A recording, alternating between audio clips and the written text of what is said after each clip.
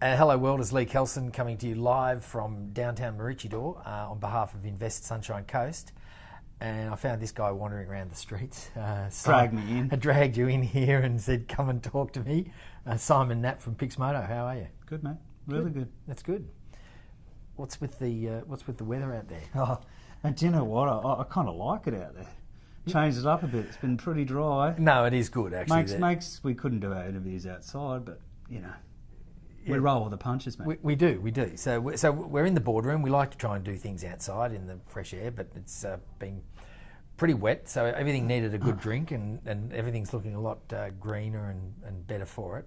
So Simon, you've got an interesting story. I know that you spent some time over in Boulder, and we'll touch on that in a bit, but for those people that don't know your background, what's the Simon Knapp story? Simon Knapp story. I started down a fairly interesting road.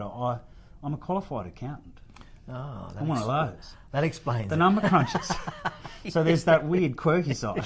Yes. And then I realised pretty early on that it was something that a skill that I wanted to have, but something that I didn't really want to do full time. But then I even went deeper, and I was a forensic accountant.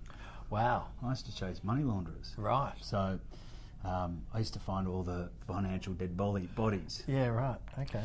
Well, I worked in that for a while, and that got me to the UK, so I spent some time over there and worked for Tesco over there and launched their online shopping back in 1999. Right, wow, okay, that's early days. I was partying back in 1999, and that was the forerunner for the online environment. They were one of the first entries with Amazon. Yep. So that was when I was a business analyst and spent time in London. That's when I got my first sort of taste of what retail's all about.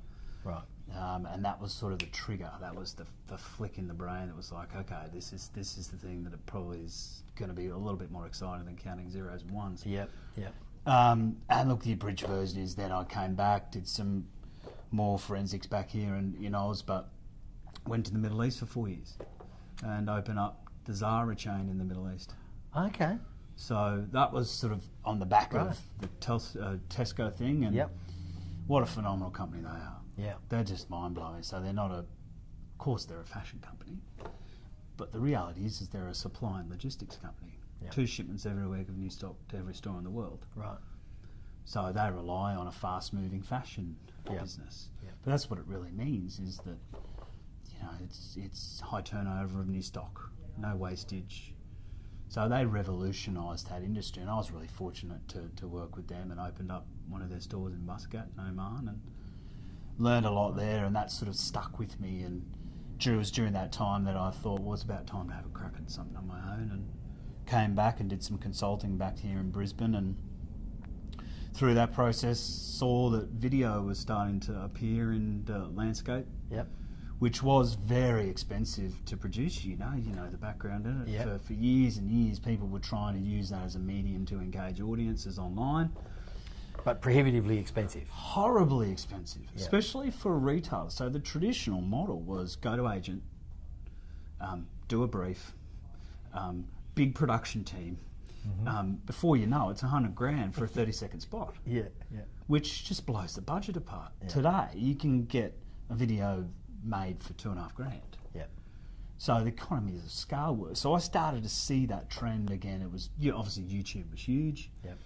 But I started to see retailers trying to embrace that as a medium again. So that was the trigger for me from the retail side was, hang on, I get what you're trying to do. You're trying to engage brand, you're trying to engage people, and you want to sell your products. That's really what you want. You want people to buy the product that's in the video. But it was a really terrible buying experience in the digital world. You had to close down browsers, search for the product name, and you had to, by that time in the digital world, if within 10 seconds you haven't got them, it's dead. Yep. You're done. So that was I think it's less than that now. I think these days, you've got about 2 seconds. 2 seconds. Well, the flick of the thumb, if you don't grab them in that first couple of flicks, they're gone. Yeah. 5,000 messages a day we get on those devices. So if you miss them, you're going to wait 4,999 times to get them again. Well, I saw an interesting statistic the other day, and I think it was 500,000 videos per minute get uploaded to YouTube. Yeah, to YouTube alone. Yeah. They're a monster. Yeah. Smart buy by Google. Yeah. And look, it's interesting. It's a great it's a great place to consume and watch content. I get that.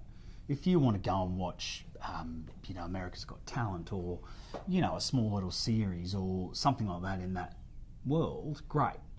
But from a retail point of view, it's not a great transactional platform. Right. Because it's friction. They want you to keep watching videos. Yes. They don't want you buying. They don't want you leaving. It's the same thing with Facebook. Yeah. Advertising on Facebook's great, but it's a walled garden for a reason. Yeah. They want you there to stay time there. on Facebook. Yeah. So just touching on that from the YouTube perspective, someone spoke to someone a couple of weeks ago, and they were making comment about the fact that it's just YouTube is so huge and it is like behemoth, but there is so much there, and it's almost like we're at the point where we need to start looking at curation of that. How do we start 100%. How do we start organising it? Oh wow, that in itself's hard. So structuring YouTube is almost counter to what YouTube's there to do. Right. They want unstructured. Yeah.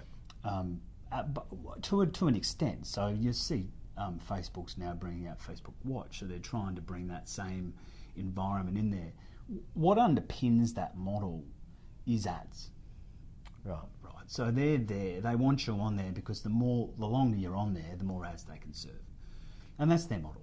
That's an ad-based model, and it's very similar for a lot of the video environments in today's world, in digital world. It's pre-roll. It's there to serve ads over that content. They're trying a couple of different avenues, but look, I've got an opinion that I think that's changing, and changing pretty fast. I think the new generation are not ad watchers because they weren't brought up in our era where if you're watching television, you watched ads. Well, it's old Seth Godin's industrial TV complex, right? Yeah, exactly right. That's exactly what it is. It's mass produce, mass advertise, mass sell, mass produce. Right? That's it's it. the world of masses, and we're now moving. We've moved into the world of niches now. Oh, without question, and go on. And so I was just going to say, so that sort of with it, I know that I get mid-roll, pre-roll ads, unless it's really engaging. I've got to tell you, you're not getting me back. If you put an ad in the middle of a 5-minute YouTube video, unless I'm really, really needing to watch it, where I'm a guitar lesson and I'm halfway through it and I have to see it. But if it's just an interesting video or something that caught my attention and it gets an ad in the middle, I'm gone. Gone. Yeah. And look, I think that's permeating across every generation. I don't think it's unique to the millennials or the next generation. But unfortunately, there's no other alternative. There's no other model. Right. Yeah, and that's where we're trying to bring that into. So when you say we, that's Pixmoto. That's Pixmoto. Yeah. Pixmoto. So, it's not a rocket science business. It's really about bringing the two channels of video mediums with e-commerce. So that impulse, allowing that consumer to buy that product they like while they're watching. No pre-roll. If you're engaged with the content, we provide it in an unobtrusive way to allow for you to buy the food ingredients for the food recipe. Right.